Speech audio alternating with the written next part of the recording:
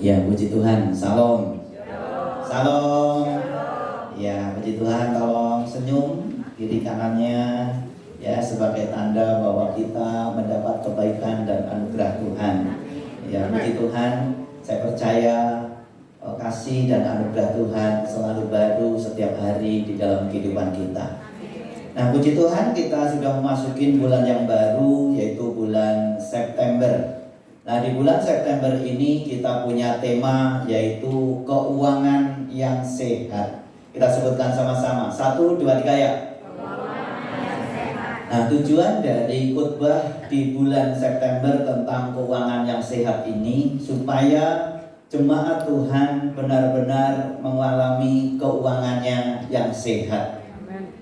Walaupun kemarin diumumkan yaitu jam 2:30 sore bahwa BBM naik ya, dan sehingga banyak komentar-komentar yang ada ya, banyak yang pesimis ya, tapi juga ada yang optimis ya. Tapi yang kita percaya, walaupun BBM naik, biasanya diikuti oleh barang-barang juga ikut naik, karena memang transportasi ya, untuk membawa barang-barang itu butuh transportasi ya, butuh BBM, akhirnya semua menjadi naik. Tapi percayalah, kebutuhan Bapak Ibu sekalian dari suamimu tidak akan dinaikkan. Tapi tetap naik juga ya. Tapi yang kita percaya, Tuhan Yesus tetap sama, dulu, sekarang, dan sampai selama-lamanya. Tetap baik buat kita semua. Tepuk tangan buat Tuhan Yesus. Oleh sebab itu kita nggak usah takut ya, kondisi apapun yang terjadi, Tuhan tetap baik. Ngomong sama-sama, Tuhan tetap baik. Nah, begitu juga tentang ekonomi kita, tentang keuangan kita. 3 minggu yang lalu saya pelayanan yaitu di daerah Sunter. Ya, waktu di daerah Sunter ternyata untuk sampai ke gerejanya, yaitu kendaraan harus ditaruh agak jauh karena harus masuk ke sebuah gang. Ya, gangnya itu motor juga agak susah kalau banyak orang di situ. Dan sehingga saya dijemput naik motor, dan setelah naik motor banyak orang di situ, akhirnya saya turun. Dan setelah turun itu banyak ibu-ibu pagi jam kurang lebih di sana jam 10, jam 9-an lah, kurang lebih jam 9-an di situ. Banyak ibu-ibu yang sudah nongkrong yang itu, sehingga motor aja jalan susah. Sehingga saya menyapa yang ada di situ, saya sapa-sapa. Gimana Bu kabarnya? Gimana, sehat? Jawabnya apa? Nggak sehat Pak. Kenapa nggak sehat? Dompetnya nggak sehat. Hebat banget loh. Ya, ternyata waktu saya tanya, saya juga belum kenal, saya juga nggak kenal. Saya tanya, sehat? Nggak sehat Pak. Dompetnya yang nggak sehat. Ternyata saat ini banyak orang yang dompetnya nggak sehat. Tapi saya percaya di sini semuanya sehat. Ngomong semua sehat. Ya, dan ingat, masalah keuangan itu menjadi persoalan di dalam kehidupan kita. Bahkan hanya gara-gara keuangan maka kita tidak menjadi berkat. Pelayanan kita tidak akan menjadi berkat kalau kita punya keuangan yang berantakan, keuangan yang tidak baik. Jemaat Tuhan juga akan menjadi beban berat kalau keuangannya juga yang tidak baik. Oleh sebab itu di bulan ini pastikan keuangan kita sehat. Amin. Ngomong, keuanganku sehat. Nah, oleh sebab itu kita harus tahu bagaimana mengatur supaya keuangan kita ini sehat. Ya. Jadi yang firman Tuhan berkata, kita baca Amsal 21 ayat 21, 2, 3 ya. Harta yang indah dan minyak ada di kediaman orang bijak, tetapi orang yang bebal memboroskannya. Ingat, harta yang indah dan minyak ada di kediaman orang bijak. Nah, kenapa kok harta yang indah dan minyak itu ada kediaman orang bijak? Karena orang yang bijak itu bisa mengatur keuangan dengan baik. Orang yang bijak itu tahu bagaimana dia harus mencari, bagaimana dia harus menyimpan, bagaimana dia harus memberi. Sehingga orang yang bijak ini bisa mengatur keuangannya dengan baik. Maka firman Tuhan katakan, harta yang indah ada di dalam rumahnya. Kenapa bisa seperti itu? Karena bisa mengatur dengan baik. Bahasa Indonesia sehari-hari dikatakan seperti ini. Klik. Baca sama-sama. 1, 2, 3 ya. Orang bijaksana tetap makmur dan kaya, tetapi orang bodoh memboroskan hartanya. Jadi ingat, orang yang bijaksana tetap apa? Makmur dan kaya. Maksudnya apa? Dalam situasi kondisi yang baik atau yang tidak baik ataupun yang buruk sekalipun, orang yang bisa mengatur keuangannya, yaitu orang yang bijak, tetap makmur dan kaya, kata firman Tuhan. Tetapi orang yang bodoh memboroskannya. Ngomong, orang bodoh. Jadi kalau kita orang boros, itu berarti bodoh. Di sini siapa yang boros? Nggak ada. Orang yang boros itu apa? Apa? Bodoh. Ngomong sama-sama. Kalau saya boros berarti bodoh. 1, 2, 3 ya.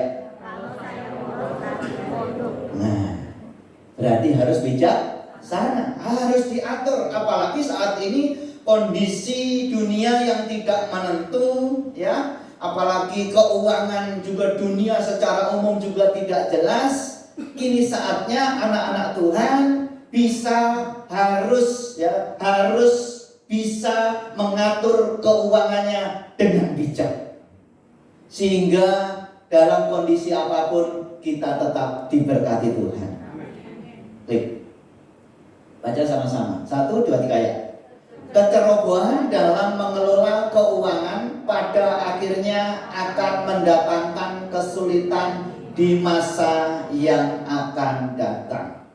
Jadi ingat, kecerobohan dalam mengelola keuangan pada akhirnya akan mendatangkan kesulitan kita sendiri di yang akan datang. Oleh sebab itu kita rindu hari ini semua jemaat Tuhan bisa mengelola keuangannya dengan baik. Karena kita tahu bahwa Tuhan adalah pemilik, kita adalah pengelola. Ngomong, saya adalah pengelola. Semua yang kita miliki, semua yang kita dapatkan adalah milik Tuhan yang dipercayakan kepada kita. Supaya apa? Supaya kita kelola dengan baik. Nah, oleh sebab itu bagaimana supaya keuangan kita sehat dan bagaimana caranya supaya kita bisa mengelola keuangan dengan baik? Yang pertama adalah baca 1, 2, 3 ya. Belajar merasa cukup. 1, 2, 3 ya.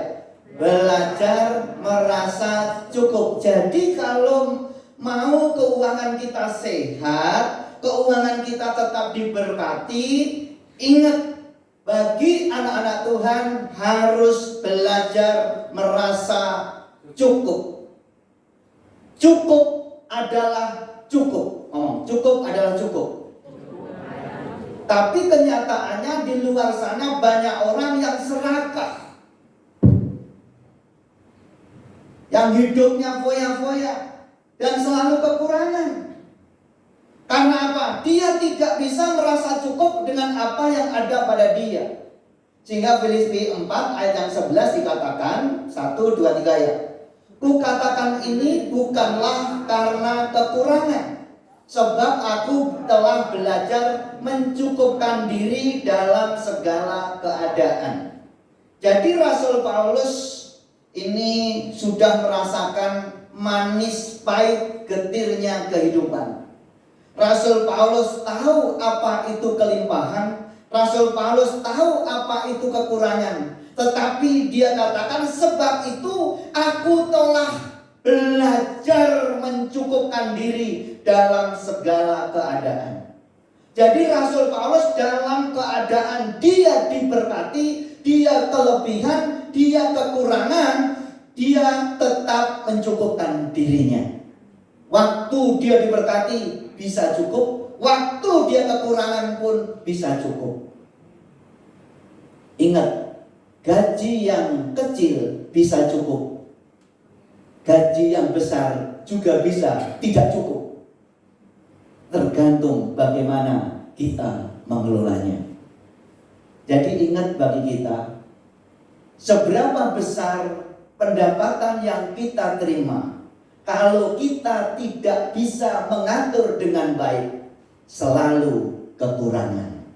Oleh sebab itu hari ini belajarlah merasa cukup. Belajar merasa cukup. Klik. Baca 1, 2, 3 ya. Sikap mencukupkan diri memampukan kita untuk menyesuaikan diri di kala sengsara maupun sejahtera. Jadi ternyata orang yang merasa cukup itu adalah orang yang bisa memampukan dirinya untuk menyesuaikan dalam kondisi sengsara, bisa menyesuaikan dalam kondisi sejahtera, bisa menyesuaikan dalam kondisi kelimpahan, bisa menyesuaikan dalam kondisi yang kekurangan. Itu adalah orang yang bisa merasa cukup. Merasa cukup. Sehingga apa? Pikiran dan kenyataan itu selaras. Karena orang yang tidak bisa merasa cukup, pikiran dan kenyataannya tidak selaras. Pikirannya pengen ini, kenyataannya dia nggak punya duit. Itu namanya nggak selaras, nggak bisa merasa cukup. Dan orang yang bisa merasa cukup, kita harus tahu bahwa pengeluaran harus lebih kecil daripada pendapatan. Jangan besar pasak daripada tiang. Klik. Baca 1, 2, 3 ya. Belajar mencukupkan diri juga berarti senantiasa bersyukur dan tidak membiarkan diri dikuasai keinginan. Ingat, orang yang belajar merasa cukup itu berarti senantiasa bersyukur. Bersyukur. Jadi ingat, kita harus bersyukur ya dengan apa yang ada pada kita. Bersyukurlah dengan apa yang kau terima dengan gajimu. Kenapa orang tidak pernah mengalami kebahagiaan? Karena dia menginginkan saya akan bersyukur kalau saya sudah mendapatkan ini. Orang yang seperti itu tidak akan pernah bahagia, dan orang yang seperti itu tidak pernah bersyukur. Tapi hari ini ingat, kalau keuangan kita supaya sehat dalam hidupmu, bersyukurlah. Bersyukur. Jadi bersyukur dengan apa yang telah kau terima. Amin. Dan tidak membiarkan dikuasai oleh keinginan. Bersyukur dan tidak membiarkan dikuasai keinginan. Ingat, kenapa banyak orang tidak merasa cukup, keuangannya selalu berantakan? Karena hidupnya selalu dikuasai oleh keinginannya, bukan kebutuhannya. Klik. Baca. Yakobus 1 ayat 14. 1, 2, 3 ya. Tetapi tiap-tiap orang dicobai oleh keinginannya sendiri, karena ia diseret dan dipikat olehnya. Jadi ingat, hati-hati saat ini dengan belanja, dan hati-hati juga dengan tipuan-tipuan iklan yang ada. Ya, sehingga banyak ibu-ibu ketipu dengan sale 70%. Ini murah. Tapi sebetulnya ini butuh atau enggak? Ini kebutuhan apa keinginan? Jadi contoh, saya sama Ibu Tuti kemarin dan kemarinnya beli ke agen. Kenapa ke agen? Supaya murah ya. Kita beli kopi, nyediain klien-klien Tuhan yang ada di sini. Biasanya saya seduhin kopi. Tadi Pak Michael, saya tanya, Pak, ngopi? Enggak. Ternyata Pak Michael sudah bertobat. Ya, akhirnya enggak jadi saya bikinin kopi. Biasanya saya yang bikinin pelayan-pelayan Tuhan. Ya, waktu saya beli kopi di sana sama Bu Tuti, kebutuhannya apa? Saya belinya apa? Kopi. Waktu pulang yang terjadi bukan kopi saja yang dibawa. Kemarin ada biskuit kita bawa, mie kremes kita bawa, sukro kita bawa. Itu namanya keinginan-keinginan. Kenapa akhirnya jadi boros yang seharusnya anggap aja 50.000 udah cukup. Tetapi karena tadi ada keinginan-keinginan yang ada, akhirnya jadi membengkak. Oleh sebab itu hati-hati bagi kita. Contoh ibu-ibu, secara umum sih ibu-ibu. Kalau bapak-bapak, anggap aja kalau saya disuruh sama Bu Tuti, Pak beliin kayu putih. Kenapa harus beli kayu putih? Karena ternyata Bu Tuti itu dari hari ke hari umurnya makin bertambah. Yang dulu pakai minyak wangi, sekarang minyak kayu putih. Hingga saya beli. Yaudah, akhirnya saya beli yang satu. Udah, sesuai yang diminta. Tapi kalau ibu-ibu biasanya beli satu, bapaknya 10. Nah ini yang menjadi repot. Ini yang menjadi repot. Keuangan kita jadi repot. Oke. Oleh sebab itu hati-hati dengan iklan-iklan. Oh ini cicilan 12 kali. Tapi ingat 0%. Tapi ingat itu butuh atau tidak. Kalau nggak butuh, justru waktu engkau nyicil menyengsarakan hidupmu. Tapi ingat, merasa cukup. Oh, merasa cukup. Sip. Baca 1, 2, 3 ya.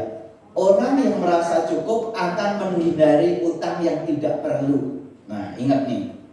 Karena banyak orang bergaya tapi dia tidak punya duit. Karena gayanya supaya dia kelihatan gaya, akhirnya dia utang supaya dilihat dia orang hebat.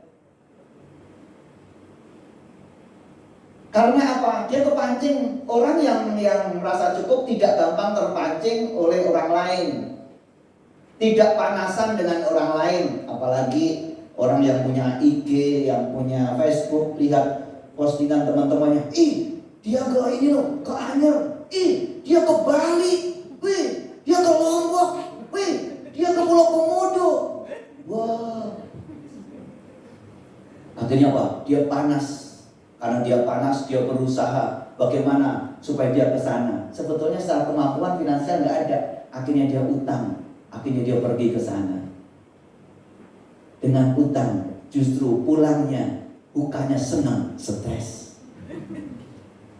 Oleh sebab itu, hindari utang. Ngomong hindari utang. Hindari utang. Klik.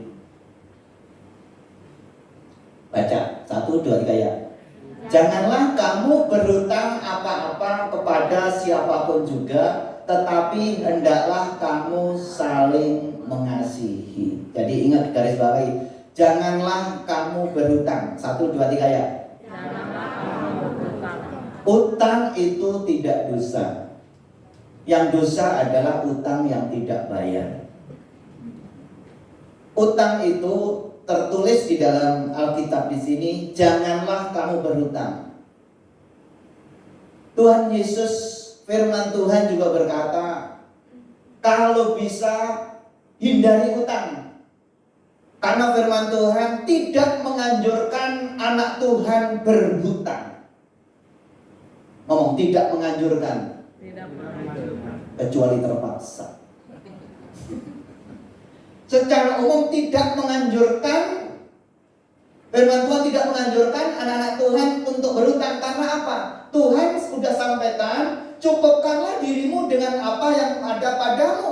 Janganlah engkau menjadi hamba uang. Dan ingat, aku sekali-kali tidak akan membiarkan engkau. Aku sekali-kali tidak meninggalkan engkau. Ingat, kalau kita bisa mencukupkan diri, percayalah Tuhan tidak akan pernah meninggalkan kita. Pasti akan dicukupi oleh Tuhan. Tepuk tangan buat Tuhan Yesus. Utang yang paling bahaya adalah, ada utang yang paling bahaya, ada utang yang juga bisa ditolerir. Utang yang paling bahaya yang pertama adalah kartu kredit. Kartu kreditnya sih nggak masalah. Kalau kartu kredit akhirnya kita kita gesek terus ke mall, gesek ke sini, gesek. Akhirnya waktu bayar, jatuh tempo kita hanya membayar 10%-nya saja. Itu akan menjerat. Kalau engkau belanja dengan kartu kredit, ingat setelah belanja, waktu jatuh tempo jatuh tempenya jatuh itu. Kalau sudah jatuh tempo, bayar seluruhnya supaya tidak terjerat oleh bunganya. Apalagi kalau ngambil uang cash di kartu kredit, itu berbahaya. Dan saya mengimbau, kalau punya banyak kartu kredit, ditutupin. Disisain satu saja. Saya tidak mau, saya belajar dari dulu sudah komitmen saya nggak mau utang. Akhirnya puji Tuhan sama Bu Tuti. Berapapun, kurang pun, apapun komitmen, cukupkan saja. Cukupkan saja. Nggak harus makan yang mewah-mewah, kecuali diajak Pak John. Ya, nggak usah makan yang ini. Kalau memang nggak ada, jangan sok-sokan. Ya, jangan sok-sokan. Jadi ingat, kalau kartu kredit tadi artinya kalau boleh satu. Saya pun dulu juga pernah punya kartu kredit, tetapi saya nggak pernah pakai. Yang pakai orang lain, saya yang bayarin, stres loh. Waktu mulai jatuh tempo saya minta, nggak dikasih. Akhirnya saya mau nggak mau harus bayar. Dan setelah itu dia lunas, langsung saya tutup hingga saat ini tidak hidup kembali. Karena apa? Itu bahaya. Hutang yang paling bahaya yang kedua adalah hutang online. Hati-hati hutang online. Dalam 1 jam cair 20 juta. Oke, cacat keluar. Senang kita dapatnya. Setelah bayarnya senang. Akhirnya untuk nutupin hutang online, hutang lagi online yang satu. Hutang online yang satu, dan ini banyak yang terjerat. Tapi puji Tuhan di sini tidak ada. Jangan sampai ada.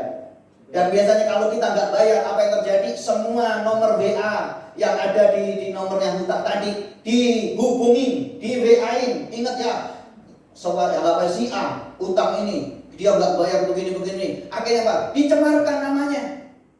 Ke teman-temannya disebarin, suruh ini. Wah, akhirnya semua tahu.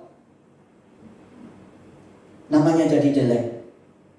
Sebetulnya nama baik lebih berharga daripada emas dan permata. Oleh sebab itu hati-hati dengan utang online ini, ya. Juga utang yang nggak perlu, seperti yang di Grand Forest itu bagus. Kalau engkau mau beli mobil, siapkan tempat dulu. Itu ada spanduknya bagus. Tapi supaya kita gaya apa yang terjadi, beli mobil, itu pun juga kita nyicil. Wah, akhirnya apa? Kita stres juga. Hati-hati. Tapi yang direkomendasikan, tapi juga nggak terlalu dianjurkan adalah kalau memang untuk usaha, silahkan. Kita beli motor untuk Gojek, silahkan, tidak apa-apa. Ya, kita beli mobil untuk memang usaha, silahkan. Tetapi ingat, untuk cicilan yang ada, jadi modal usaha dalam kehidupan kita nggak boleh melebihi 70% dari apa yang kita miliki. Karena kalau terjadi apa-apa kita masih nggak bangkrut, masih ada 30%. Jadi ingat itu. Kenapa kita nggak boleh utang? Amsal 27 ayat 7. Orang kaya, baca. Orang kaya menguasai orang miskin. Yang berhutang menjadi budak dari yang mengutangi. Karena apa? Orang yang utang itu menjadi budak. Kita kerja siang pagi malam. Setelah dapat gaji, bayar utang. Dibudakin kita nih. Akhirnya apa? Besok lagi kerja. Bulan dapat gaji lagi, bayar utang. Habis. Itu namanya kita diperbudaki. Orang yang berutang itu akhirnya menjadi budak bagi orang yang mengutangnya. Kita sudah ditebus oleh darah Yesus. Kita sudah dibebaskan dari perbudakan. Tapi kita sendiri bikin jadi budak sendiri. Saat ini siapa mau jadi budak? Oke, semua enggak. Pastikan kita enggak utang. Kalau utang sekarang, Pak, saya sudah terlanjur utang. Kalau terlanjur utang, beresin semua utang yang ada. Beresin semua utang. Pak, saya belum bisa bayar. Percaya kalau kita punya niat baik, kerja dengan baik, saya percaya utang pasti lunas. Amin. Tepuk tangan buat Tuhan Yesus. Jadi enak kalau bisa nyukupin. Udahlah, jangan sok gaya. Ada juga yang salah satu suku tertentu nggak punya utang, nggak punya duit, yang penting gaya. Jadi ingat, jangan bergaya kalau nggak punya uang. Amin. Jadi bagi kita semuanya mencukupkan. Mencukupkan. Ya cukupin saja. Nggak usah gaya-gaya, nggak usah ngikut-ngikutin orang. Saya biasa saja. Saya belajar dari dulu komitmen udah apa adanya, Mas. Kita nggak ada. Kalau mau beli sesuatu, kumpulin saja. Anggap mau beli mobil, saya kumpulin dulu, baru bisa. Yaudah, kenapa? Kalau utang itu menjadi budak. Saya percaya yang ada utang, Tuhan akan campur tangan dan utang kita akan beres. Yang kedua, bagaimana supaya kita kesehatan keuangan kita itu baik, dan cara mengaturnya yang kedua adalah 1, 2, 3 ya. Belajar 1, 2, 3 ya. Belajar menabung. Survei membuktikan orang yang nabung dengan rutin, konsisten itu hanya 65%. Tapi hari ini kita mau belajar supaya keuangan kita sehat. Jemaat Betani Forest Garden semuanya harus bisa menabung. Saya harus nabung. Pak, gimana nabung, Pak? Yang ditabung nggak ada, Pak. Kerja pasti ada. Tuhan pasti akan memberkati pekerjaan kita. Amin. Baca Amsal 13 ayat 11. 1, 2, 3 ya.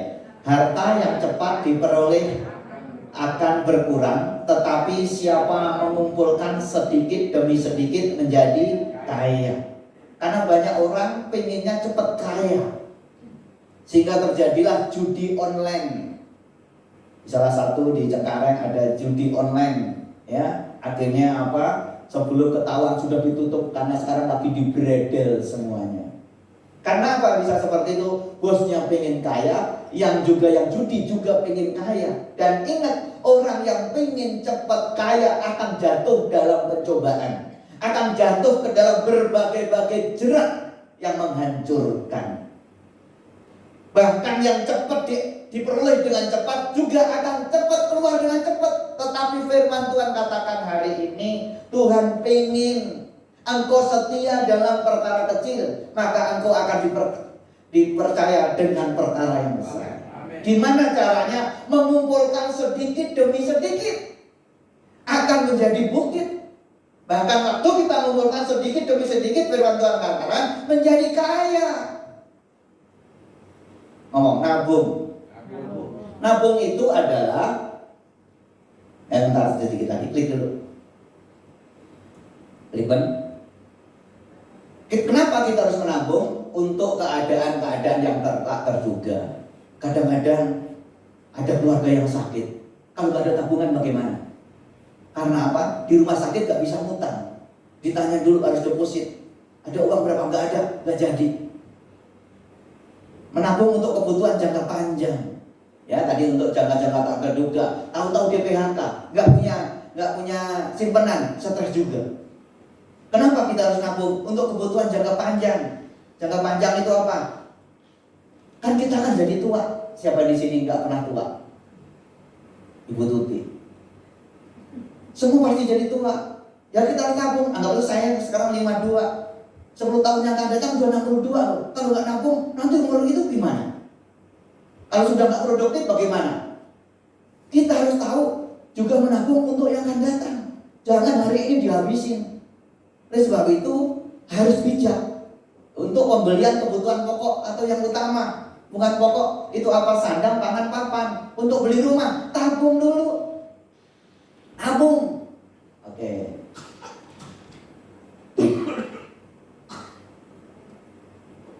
Kita belajar menabung ini dari seorang tokoh yang luar biasa, yaitu Yusuf. Kejadian 41 ayat 34. Ya, kita baca sama-sama.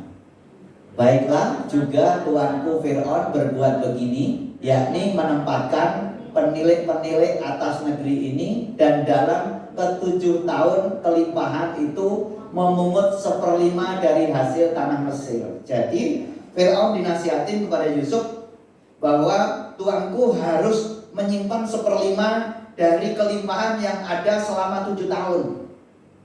Supaya apa? Karena nanti 7 tahun ada 7 tahun kekeringan. Jadi waktu engkau sudah menyimpan 1/5 dari waktu kelimpahan dan waktu kekurangan, kita tetap aman. Ngomong 1/5. 1/5 itu berapa? 20%. Jadi kalau kita mau mengikuti Yusuf, minimal menabung itu berapa? 20%. Untuk apa? Untuk yang akan datang yang kita nggak tahu.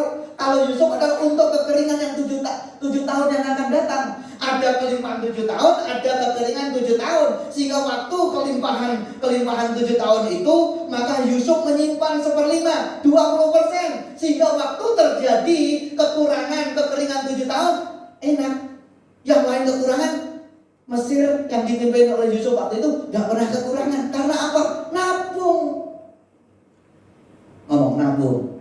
Nabung itu minimal ya 10% lah. Tapi kalau kita ngikutin Yusuf 20%. Ngomong 20%.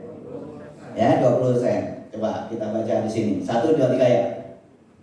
Kalau kita belajar menabung dari masa muda, maka kita akan bahagia di masa tua. Baca lagi. 1, 2, 3 ya. Kalau kita belajar menabung dari masa muda, maka kita akan bahagia di masa tua.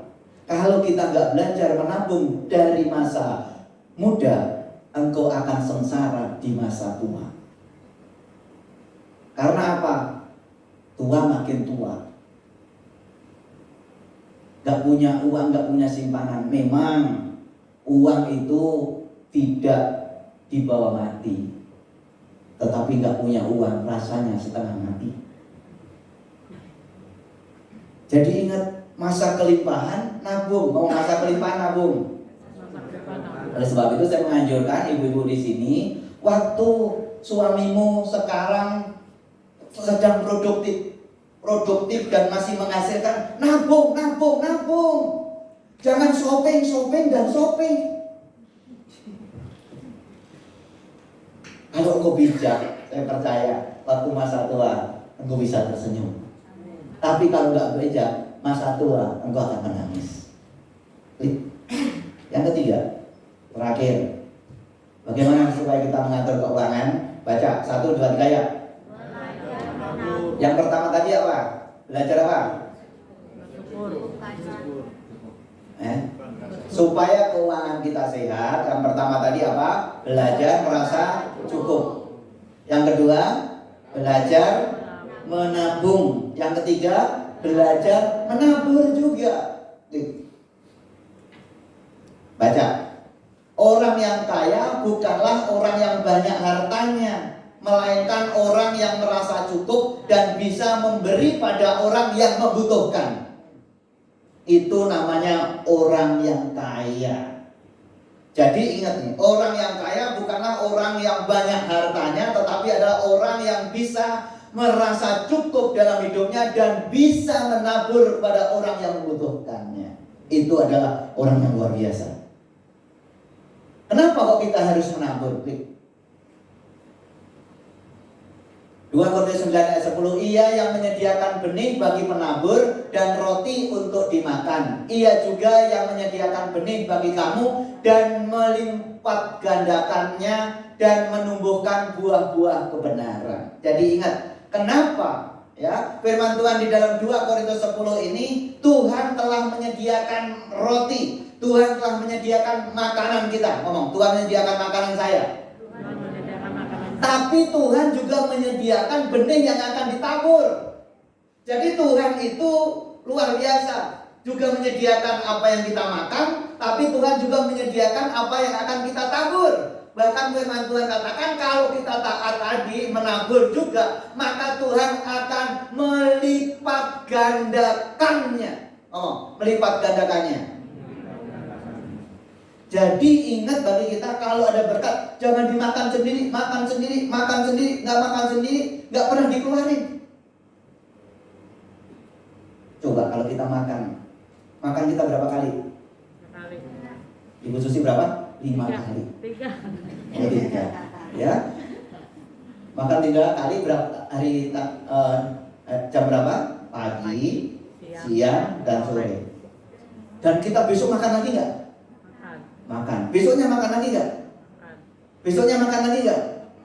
Setelah kita makan terus, tapi nggak pernah kita keluarin, gimana? Belit. Sakit perut. Terus kita makan lagi, nggak kita keluarin lagi, ke rumah sakit. Kita makan lagi, nggak kita keluarin, tegal alur. Maksudnya apa? Kalau kita hanya berkat untuk sendiri, nggak pernah kita tabur, engkau akan sakit. Bahkan ekstrimnya mati. Karena Tuhan pun maunya setelah Tuhan berkati, kita pun juga Tuhan kasih benih. Untuk apa? Melipat gandakannya. Melipat gandakannya. Ya. Jadi itu benih. Klik. Ada 2 jenis taburan. Yang pertama adalah klik. Yang pertama perpuluhan, yang kedua adalah persembahan. Ada orang mengatakan perpuluhan memang bukan taburan, tapi memang itu ketaatan. Itu memang punyanya Allah yang harus kita kembalikan kepada Tuhan. Maleakhi 3 ayat 10. Baca sama-sama. 1, 2, 3 ya. Bawalah seluruh persembahan sepersepuluhan itu ke dalam rumah perbendaharaan supaya ada persediaan makanan di rumahku, dan ujilah aku firman Tuhan semesta alam, apakah aku tidak membukakan bagimu tingkap-tingkap langit dan mencurahkan berkat kepadamu sampai berkelimpahan. Bahkan tentang sepersepuluhan saja Tuhan ngomong ujilah aku. Kalau engkau taat mengembalikan sepersepuluhan, ujilah aku. Bahkan Tuhan aja sampai suruh uji loh.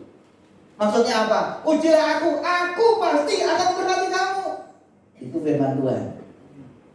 Bahkan aku akan membukakan tingkap-tingkap langit. Kenapa kok tingkap-tingkap langit? Karena ada roh-roh di udara yang menghambat berkat Tuhan. Dan kalau kita mengembalikan perpuluhan, sepersepuluhan itu seperti pagar perlindungan. Pagar perlindungan. Sehingga aku akan melindungi engkau dari belalang pelahap, belalang pengirik. Sehingga yang mau mencuri, menghabiskan keuangan kita, maka dengan kita melakukan ketaatan membayar sepersepuluhan ini, maka keuangan kita aman. Ngomong aman. Ya, jadi ini sepersepuluh itu gimana sih? Kalau kita gaji 10 juta, 10%-nya berapa? 1 juta. Kok banyak banget sih Pak? Kalau mau kecil, yaudah gaji kamu diturunin lagi. Yaudah 500. Anggap aja 1 juta. Berarti berapa? 100.000. Mau ngasih 100.000 atau 1 juta? Nah, tapi kadang-kadang hitung-hitungan. Memang ini harus belajar. Ngomong belajar. Saya pun juga belajar. Saya memberikan sepersepuluhan itu mulai 1 STM. Saya dulu STM karena orang yang gagah begini harus STM. Jadi saya dulu STM. Akhirnya pertama kali, karena saya pertama kali punya uang di STM. Ya, karena apa? Itu di STM itu kalau ranking 1, ranking 2, ranking 3 dapat beasiswa, dapat uang dari pemerintah. Nah, sepuji Tuhan, waktu itu saya kelas 1 ranking 3, kelas 2 ranking 2, kelas 3 ranking 1. Sehingga dapat beasiswa terus. Ya. Dan beasiswanya dulu waktu zaman dulu itu tahun 89 itu kelas 1 dapatnya 10.000 per bulan, kelas 2 12.500, kelas 3 15.000. Dan dapatnya di rapel.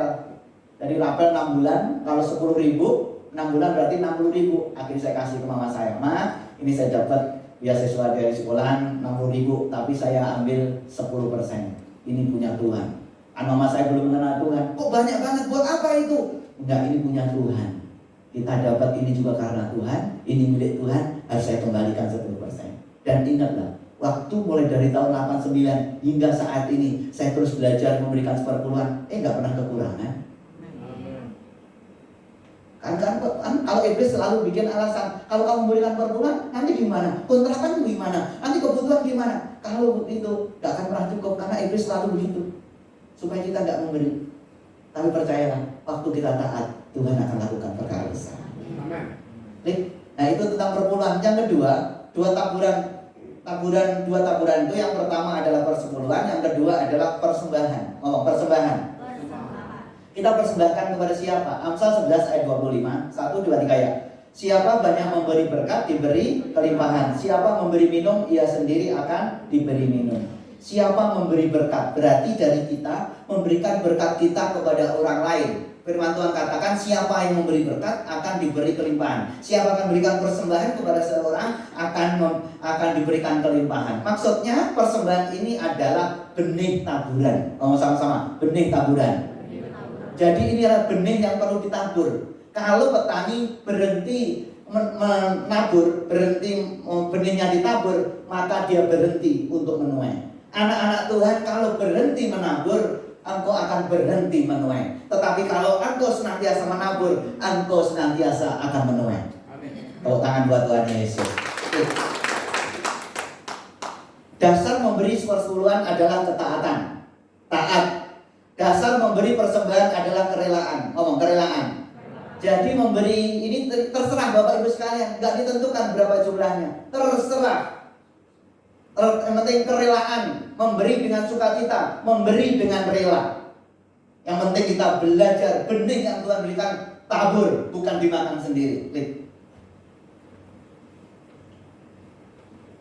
Yang pertama, persembahan kepada siapa? Persembahan taburan pada orang tua dan keluarga. Ini penting, klik waktunya. Ini lagi ngajar agak lama, maaf. Klik. 1 Timotius 5 ayat 8. 1, 2, 3 ya.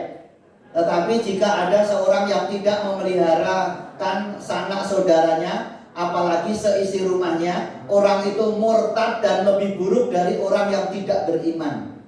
Jadi kalau kita tidak memperhatikan, tidak menabur pada keluarga kita, orang tua kita, berarti kita itu, kata firman Tuhan, murtad, bahkan lebih buruk daripada orang yang tidak beriman. Kemarin saya ada konseling, ya, itu dia sampaikan begini, suaminya itu kalau di luar royal, seharusnya yang royal itu hanya bebek royal, tapi ini suaminya royal, gajinya dibuat makan-makan sama teman-temannya, wow, kelihatannya hebat, tetapi kalau di rumah pelitnya minta ampun. Tapi suami-suami di sini nggak ada. Gak ada 1, 2. Orang yang seperti ini, kata firman, murtad, lebih buruk daripada orang yang beriman. Di luarnya kelihatan hebat, tapi di rumah sendiri pelit.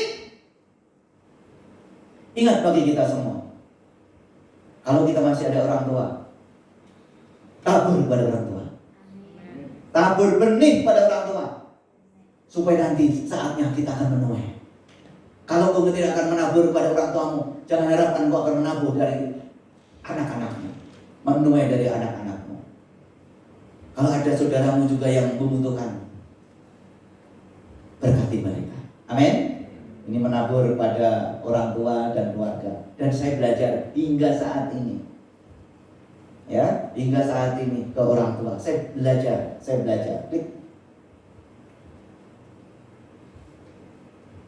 Menabur kemana lagi? Persembahan taburan pada pelayan Tuhan, penginjil, misi, pembangunan gereja. Ini adalah taburan yang tanah subur. Tanah subur itu 1/10 orang tua, keluarga, juga misi, gereja, penginjilan, pembangunan gereja. Ini subur. Karena ada orang yang nabur tapi tanahnya gersang. Akhirnya apa? Kita tungguin. Kok nggak nunggu ya? Kan saya sudah nabur, kok nggak nunggu? Tanahnya salah. Salahnya contohnya apa? Contohnya begini. Oh, saya pengen nabur nih. Ini uang buat kamu ya, uang buat kamu. Ini buat apa? Kalau saya kan sudah punya uang. Gak apa-apa, saya tabur buat kamu. Udah buat kamu aja. Dia sebetulnya nggak butuh, tapi kita kasih. Ya kita nggak tumbuh. Tumbuh gigi. Nggak bisa. Tumbuh adalah yaitu tanah yang cocok, tanah yang subur. Tanah yang cocok itu adalah yang pertama sepersepuluhan, orang tua, saudara, penginjilan, gereja.